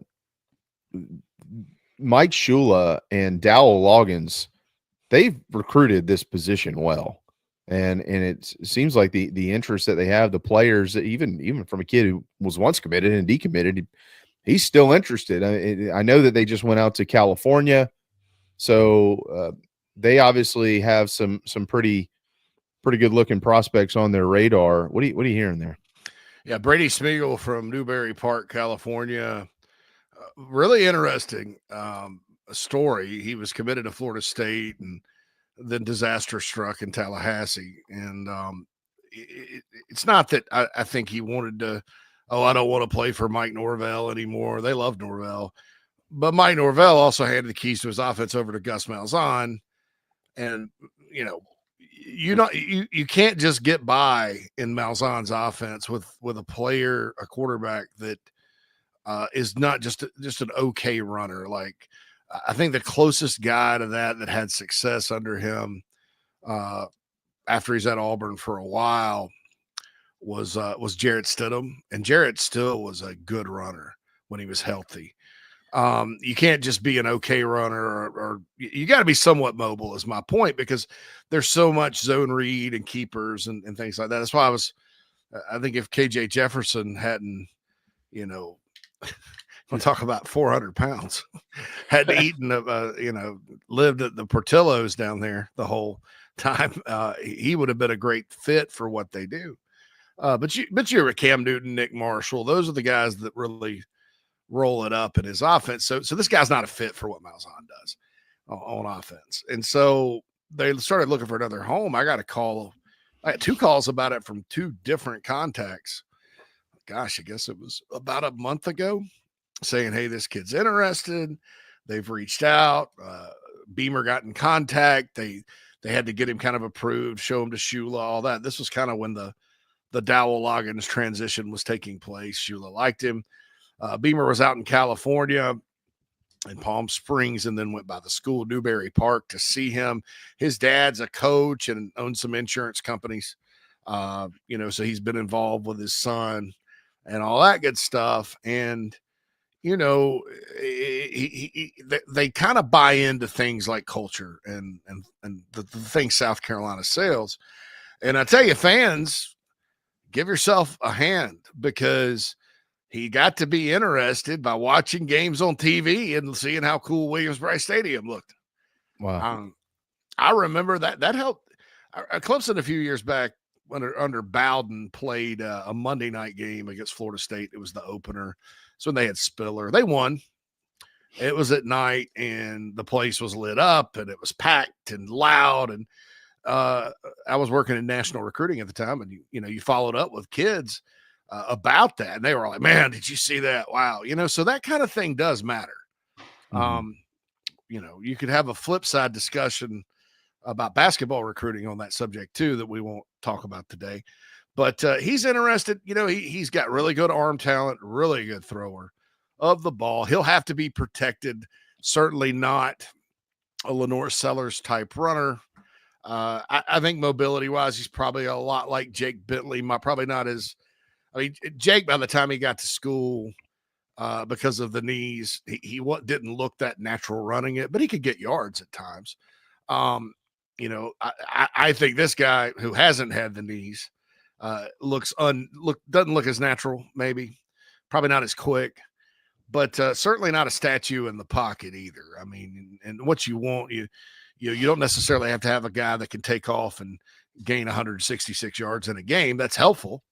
But what you want is somebody that can dart out of trouble, and most importantly, somebody that can move the pocket and buy time in the passing game. Mm-hmm. And I think this kid fits that criteria. So he's scheduled a visit. My understanding is they may come in earlier than the scheduled official. And then there's Jared Curtis, who Kreger passes along, that Bill Belichick just met with. Yeah, I was about to ask you about that. I wonder what Bill thinks of him. He's got a long way to go. I've always, number one, if I were just like handicapping it, I would say Oregon is probably the team to beat for him. I don't know what North Carolina will end up being. Obviously you meet Bill Belichick, who knows? I think South Carolina is right there. I think there's some things that they probably got to hash out and discuss, but from what I've heard, Red Gamecocks have done a great job recruiting him. He and his dad love South Carolina. So the question becomes which one. So they won't take 2, right? Nah, they won't take. Well, if they both wanted to come and both took like little NIL money, sure. Of course you take them. Peyton Manning's class at Tennessee had another 5-star quarterback in it. I don't remember his name. He ended up transferring back to A&M when he lost the job. So that, it's been done. I would find it highly unlikely. So we'll see what happens with those two. Who am I higher on as a prospect? Curtis, who plays probably tougher competition in high school and is a more polished passer. Smeagol, who can improvise a little better passing and throwing and is going to be really exciting. Curtis, who's ready to go start a college game. To me, it's Smeagol. So 6 of one, half dozen of another. I know Curtis is rated higher, but that's the deal there. But it's going to be interesting. I think it's really cool that South Carolina is doing this. Like, they're just trying to every class get the best quarterback you could get, and it'll work itself out. And I'll guarantee you, the last thing you need to worry about is what happens if these guys transfer. Well, the team that won the national championship, they sign a ton of guys at quarterback. They don't care. They absolutely do not care about anybody. They just, come on, you quarterback, you're good. Come on. They'll roll 8 out there in spring practice. 3 of them may leave. Hell, 1 may leave and go win the national championship and be the first pick in the draft, like Joe Burrow. But they win that way. And I think it's such a critical position. The more competition, the more talent you have, the best. And knowing that, hey, you start stacking these guys, guys are going to go want to play somewhere. But just like Ohio State this year, well, they didn't have a satisfactory situation because of all the transfers, and they ended up going and plucking Kansas State's quarterback, and that's always an option too.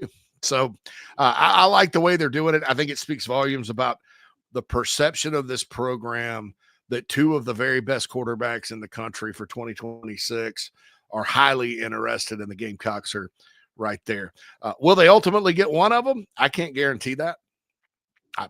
I'd like to think they would. Maybe they don't. Maybe it's a year like when you got Lenore Sellers late, or when you got Cutter Woods late, and don't count Cutter Woods out. So quarterback recruiting is interesting, to say the least. But I think as things stand right now, it couldn't be better. Yeah, but you don't have, I mean, to your point, like, you don't have any choice. Like, you have to sign one every year, and then you have to expect that you're probably going to lose one every year if you're keeping a full boat in there. If you're keeping that room full, which generally is probably 4 quarterbacks if you can do it. Every year somebody's probably going to defect for one reason or another, whether it's graduation or the NFL draft or the transfer portal, whatever it may be. Somebody, if not more, are going to leave. So. But the fact, I guess, what I was kind of getting at there, I mean, obviously that's what you were getting at too, but to summarize what I'm saying here is the fact of the matter is those that they are actively recruiting and in the mix with, not just like, well, we went and saw him and he's, on the radar. We've got an offer out. They're very talented. So, like, if you missed on one and you got the other, as you pointed out a minute ago, okay, maybe you did want this kid more than you wanted this kid or whatever it is, but option B is not a bad option here. Like, they're not going to settle for something that's just not a good option because that's all that they've got left. I think it's a huge credit to the staff and who they would want to play for. And quarterback, you just never know. I mean, all hype out of high school aside, it's not always those guys that end up. I mean, think about what we all heard with Tennessee and Nico when oh my God, oh my gosh, $8 million. Oh, generational. That term comes out. Speaking of Bill Belichick, he laughed when Pat McAfee before the draft was talking about generational with, and Jaden Daniels may be, but Caleb Williams and Bo Nix and Drake may probably not. But he scoffed at that. I think people need to learn what a generation is. But you heard all that. And then Lenore Sellers, he's just a 3-star that they flipped late from Syracuse. Somebody actually said that on the Big Spur this summer. Here we are with just a 3-star guy that we had to flip from Syracuse. And Tennessee's got this. And Clemson's got that. And, I'm like, well, just wait and see, now Lenore Sellers is in the Heisman race, and nobody's really talking about Nico anymore. All right. No. So it doesn't always work out the way you think. If you look back at Steve Spurrier's career at Florida, he had all kinds of 5-star guys. Bobby Sablehouse, Brock Berlin. I think Eric Kresser was highly rated. All of them transferred. The best quarterback he had at Florida, Danny Werfel. Yeah, right. He was trotting Noah Brandeis out there at one point. I mean, it's like who we met, right? Did we meet Brandeis at the Flints? Well, Zach was there. Zach Brandeis, my bad. Not Noah. That way. Yeah. I love Zach. Zach was here. So anyway, and won games. So I mean, it's all in an exact science, but quarterback in particular, just because you have a lot. It's hard to kind of tell what's going to happen between the ears, what's going to happen in the chest, and that's all of football. But with quarterback, you better have it in here and up here, because if you don't, you're going to get killed and you're going to lose your love of the game and you're going to suck bad. So, that's impossible to predict with young people. So, well, this time next week there will be even more to get into on the recruiting front. We got to let you run because you've got a show to get to in a minute. But I have a question for you before you go. Sure. I have a question. I probably should have saved it till next week, but I just can't wait that long. That's fine. Okay, so you're showing up to your Super Bowl party. You and Nat, you've been asked to bring a dish. All the good stuff is taken, right?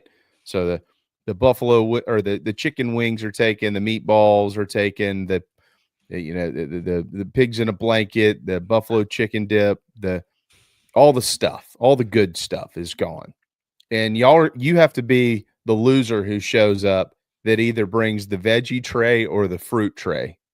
Are you taking the veggie tray or the fruit tray? Either way, you're the loser. Either way, you're the guy that brought the veggie tray or the fruit tray. That's what you will be known as the entire party. But which is the better option? Yeah, right. Yeah, it's the fruit. It's always the blanket. You can't take the teeny weenies from me. I mean, that's the correct answer is always beer. And I don't mean this any disrespectful, but it's always the women. My sweet wife she thinks about it this way too. I make all the good stuff: the cheese dip, the buffalo chicken dip, the wings, whatever, all the stuff. We don't have anything healthy. I'm like, well, we don't need anything healthy. It's a tailgate. Super Bowl party. Right. So every time her and her little buddies get together about who's going to bring fruit and who's going to bring veggies. So you have to bring one. Which one are you taking? All right. I'm taking fruit tray. Okay. I'll tell you why, because if it's a co-ed Super Bowl party, if it's a guy's Super Bowl party, you're not going to have to do that at all. But, don't do that. If it's a co-ed Super Bowl party and there's liquor, you got a bar, they like to put little fruit chunks in their drink, so it serves a purpose other than everybody needs to eat healthy. I like the garnish. But I'm also bringing a case of beer, right, and leaving it with the host as a sacrifice of my lameness at the altar of the party gods. That's a brilliant move. Yeah, I'll give myself some cover. A whole case of beer that I'll leave, put it in your fridge, just keep it. And if it's like most Super Bowl parties, that beer will last at least till the Final Four. And they'll always think highly of me, despite the fact I was lame and brought a stupid ass fruit tray to a Super Bowl party. But you redeem yourself with a case of beer. Yeah. Yeah, that's a brilliant move. I've never thought that far ahead. I'm always like, you can walk in with that. I'm walking in with the meatballs. That's right. We said beer, and Lance appeared in the chat box. Right. I know. Just like magic. It's like Beetlejuice. Magic. He's got his nose up. Wait a second. Hold on. I need to pull up my phone here. Oh, man. He's strong in the ways of the Force. That's a good pick. Good pick. Well done. Good. Great answer there. All right. The show is coming up at noon. And obviously we'll be looking forward to that, man. Yeah, got a lot of topics. The 24/7 Sports final recruiting rankings are being released at noon. I think that's topic number one. And I normally wouldn't even bring it up, but I think a lot of Gamecock fans are going to be highly interested in how this turned out. I've seen the list. And that leads to some more questions and stuff. Also, I know you've reminded everybody of Tailgate Talks. Brandon Wallace, the guest this week, just saw that. So, yep. Happy for that. And then we'll get into some basketball, which is sad, later in the show, and talk recruiting and football and anything anybody else wants to talk about. Yesterday, we found out Craig had never seen Braveheart nor Billy Madison. Oh my God. Are you kidding me? And never seen Beetlejuice either. He just sweet geez Louise. Him and Mike Morgan surprise me because they're very in tune with things in life, but you bring up these, you think they're just layups, and they're like, no, I've never seen it. And you're like, what? Sorry, Craig. But Mike's seen a ton of movies and TV. Mike, you could trip him up on music big time. Yeah. But Which that's makes Craig's me wheelhouse wonder. If Mike, I know Mike's probably a podcast listener. I wonder what's on Mike's playlist when he really wants to jam. I do not know. I've known Mike well. We're good friends. I have no idea. I have no idea. And his concert trips have been very eclectic. So everybody, from Billy Joel to George Strait. So we had I cooked oysters Saturday afternoon for all the people on my street. Sometimes we do a block party out on my street, just for the people on the street, and neighbors will walk over and stuff from other streets. But, my next door neighbor, her son, he's a knob at the Citadel, and he happened to have a few. They come by every weekend, do laundry, eat meals, when they're on leave. They happen to be there. And about 9 o'clock, it went into the night till probably 11 or 12. About 8 o'clock, they had brought out a table and they were over there playing beer pong. Hey, Mr. Jamie, do you want to play? Absolutely not. I'm good right here by this fire pit. But you boys have fun. So they were over there playing. They roped a couple other adults into it. They're all having a good time. Probably shouldn't have said that, but that's all right. And then here's what caught my attention, though. They had brought us a big, like a boom box almost out, and the rap music came on. I said, absolutely not. Y'all can sit here and do beer pong all you want to, but the Chief is on. Turn that crap off. Oh, sorry, Mr. Jamie. Was it too loud? I said, no, it sucks. It's not that it's too loud. You're just pissing me off with the selection. The Chief's playing, man. So we got to get these young bucks moving in the right direction, but we're working on it. We'll see. We'll see. Never played beer pong. I did in college. Not a lot, though. I was out in Las Vegas for work one time, and at Excalibur had right. I was waiting on a table at Dick's Last Resort there. I don't have the mentality to go to that place anymore, but Dick's, not Vegas, but they have beer pong set up at Excalibur near this casino, and so I played a couple of rounds. I just, that wasn't my thing, You throw it in the cup. The cup doesn't have the beer in it, does it? Not when I played. That was a long. It was like you're talking like 2012, which unfortunately now is a long time ago. So I don't know. I just yeah, it's hard to other believe. ways to consume. All right, boys, I got to get out of here. Yep, go get them. Give them hell out there. See you, right, man. All right, we will hit our final timeout, and we'll come back with a few things to wrap it up and send you to the show. Hang tight. We'll be right back.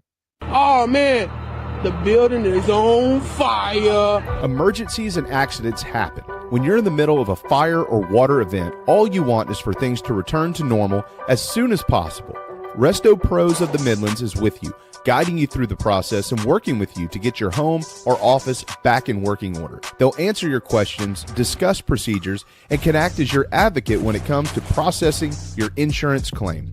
Resto Pros Midlands SC.com. Open 24/7 when you need them. Quality that is guaranteed. Happy New Year from the Barndominium Company, where they are building dream homes in the Carolinas, Georgia, and Tennessee. Their turnkey process can be custom designed and takes 6 months on average. Make your dream a reality. Visit thebarndominiumco.com. Thebarndominiumco.com. Gamecock owned and operated.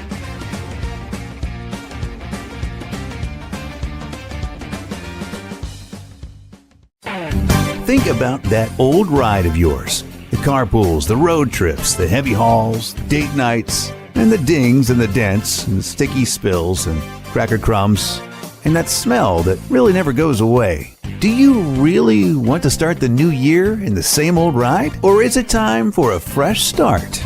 Now's the time for incredible New Year's savings at Love Chevrolet on the entire lineup of award-winning vehicles. Love has more new Chevys on the lot than any other dealer in the Midlands in the color, style, features you've been looking for. With New Year's savings and Love's famous low price guarantee, your new ride in 25 will be invigorating, exhilarating, and affordable too.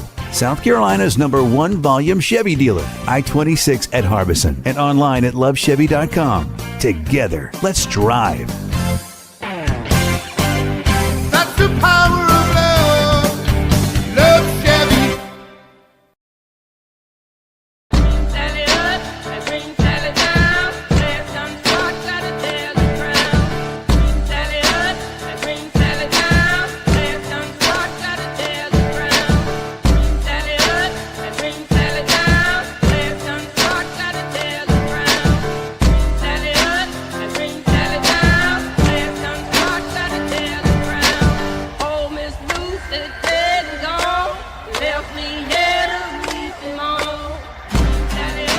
All right, final, not even 10 minutes of the show. Welcome back. Tony Pope's State Farm, tonypope.com. Phil, Mad Dog, and myself, JB. You're going to get a lot of Phil because he's got 2 more hours coming up here. That's right. More Phil. More Phil. Kentucky upends the 8th-ranked Vols last night. Big win for the Wildcats. Tennessee, by the way, their 4th loss in league play. That doesn't mean that they're bad, because this league is unreal. Right. But it was their 4th loss for what that's worth. Kentucky improves to 4-3 in the SEC, 15-5 overall in Coach Pope's first season. Oklahoma and A&M played in College Station. A&M's coming to Columbia this weekend. 13th ranked Aggies, 7 points better than the Sooners. And we all know what happened in Columbia. Carolina falling by 11 to Georgia and turning it over 17 more times. That is 93 turnovers in 5 games. For what it's worth, at the top of the standings, Auburn is undefeated still, 6-0, 18-1 in the league. And remember, Janai Broom went down in Columbia, so they did a little bit of that without him. Alabama 6-1, 17-3. That's just crazy to think about. Auburn, Alabama football. That's all I think about. In that, second sport. Well, but probably maybe baseball. Nope. They're 2 of the best teams in the country. Florida and Missouri sit there at 5-2. There's Missouri. Missouri is last year's South Carolina. South Carolina is last year's Missouri. They have flip-flop roles here in 2025. If you just absolutely adore college hoops and you can't wait to watch tonight, Auburn is on the road in Baton Rouge. LSU is searching for an upset. This doesn't feel like one of those upset nights as it pertains to that game there. Houston is at West Virginia tonight in Morgantown. They're 6th in the country. 17th ranked Wisconsin is at Maryland. If you're looking for an upset, I'd keep an eye on that one. Texas visits Ole Miss tonight. Ole Miss is 6.5-point favorite. And if you're talking about maybe the best game of the night, it could be in Starkville. Mississippi State has that 4th-ranked Crimson Tide team in town at the Hump, 9 o'clock SEC Network. And the Bulldogs are 1.5-point favorites in the game. Interesting. So if you're a fan of hoops, there you go. Also, this is what a huge week for Asia Wilson, having her number retired this weekend in Columbia on 2-2. That would be Sunday during the Auburn basketball game. She also was named the USA Hoops Female Athlete of the Year. And at some point in time here, when you start to think about the greatest athletes that have ever represented the University of South Carolina and the accolades that they achieved and received, Asia Wilson is going to, if she's not already, start being at the top of that conversation, right? I mean, she's got them all. I mean, she's almost another version of Dawn Staley, Phil, with all the awards and all the stuff. So down, I know. Yeah, it's what a great ambassador for the school as well. Yeah, Asia. I mean, just going out there and showing that, hey, little old South Carolina can put top talent out there with the right tools and coaching and all of that. And of course, Dawn Staley is the best. I mean, when it comes to women's basketball. So if you honestly think about it, if you just catch the random Carolina fan walking by one day and you say, hey, in the history of the athletics department, who do you think is the most notable name? I would venture a guess that because of the popularity of the sport, George Rogers' name is still going to come up more times than not, because he won the Heisman Trophy and it is like the most prestigious individual award out there. But you probably get some Asia Wilson responses, especially here recently. I bet a lot of that will depend on how old the person is. Yeah, that you're asking. That's exactly it. Because you think some of these kids, they just more of them are familiar with Asia Wilson than they are with George Rogers. So, and just because, no offense to George, obviously, because he was the best player in college football. But it's been so long. Yeah, it's just been so long. Oh, we got a Clowney. There you go. From the chat box. One. Mm-hmm. Clowney's another one that would come up often. Yeah.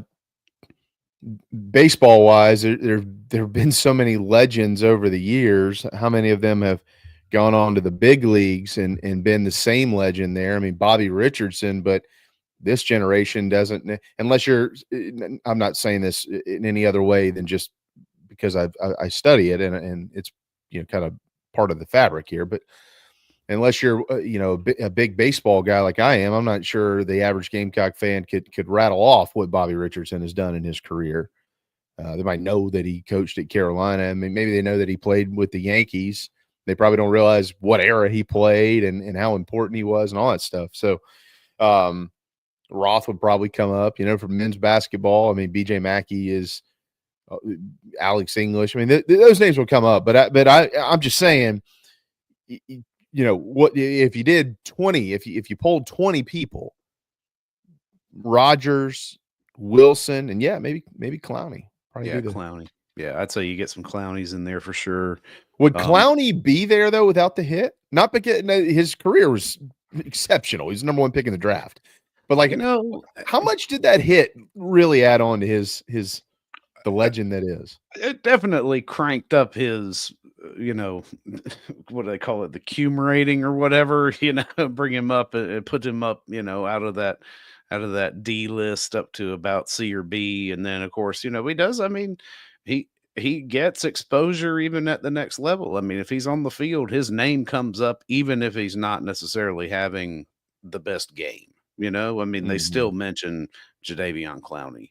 And again, that you may be onto something, could be a product of the fact that he probably has the most iconic college football highlight of all time. That photo. I mean, and hey, he's doing it in the garnet and black, right? That's the best thing about it. Everybody, if you weren't at the game, you remember exactly where you were when that happened. Right. And you remember exactly how you felt when that happened, which was, oh my God. The greatest ball don't lie play, right? Of all time, right? Yeah. Of all time. Yeah. And Rico's call on it was perfect. They deserve to have it, and they do. Yeah. Well, it always gets forgotten that the play before it, the referee, still to this day, it was like, what? What were you down there? Everybody just like, it's not there. There's a gap. Oh, I thought in that moment, they're going to lose this game because of this call. Exactly. I mean, but then just in an instant, like it just changed the way you felt about everything. And of course, cemented him in not only Gamecocks lore, but all of college football. Yeah. Well, and then the next play after the Clowney hit was a touchdown. It was a touchdown, right? At that 1, 2, 3. the emotions went from pissed to what just happened to beyond excited through the roof. Just elation. Like, oh, wow. All right. Yeah. 3 of the craziest plays consecutively ever. All right, we're out of here. Thanks to Wil Crowe, Matt Anderson, and JC Shurburtt. Speaking of JC and speaking of Mad Dog, always thanks to him. They're up now on the show. We'll see you tomorrow at 10 on The Morning Show, built by the Barn Dog Co.